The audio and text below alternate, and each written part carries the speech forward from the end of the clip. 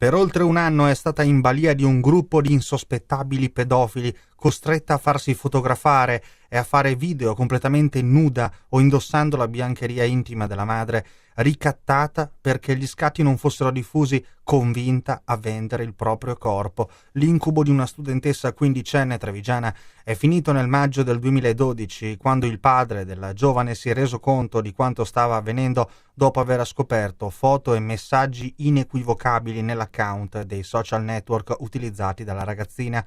8 le perquisizioni nei confronti di altrettante persone in tutta Italia, tutte denunciate per il reato di pornografia minorile. Sono 4 impiegati di Treviso, Padova, Lodi e Napoli, un operaio di Genova e 3 studenti di Cosenza, Reggio Emilia e Messina.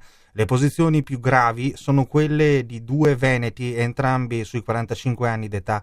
Sono stati denunciati per prostituzione minorile, per aver pagato la ragazzina con ricariche telefoniche, per avere scatti e video sexy. Il padovano deve rispondere anche di tentata estorsione. Ha infatti chiesto alla ragazzina 300 euro per non diffondere nel web le foto incriminate.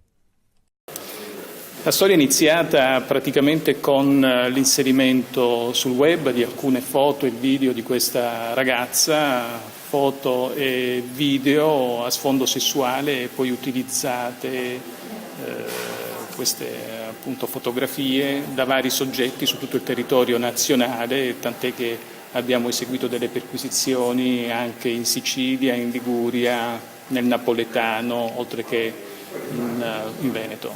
Grazie all'attenzione di questo genitore, ed è proprio ai genitori che ovviamente è rivolta sempre la massima attenzione, la massima responsabilità sui propri figli.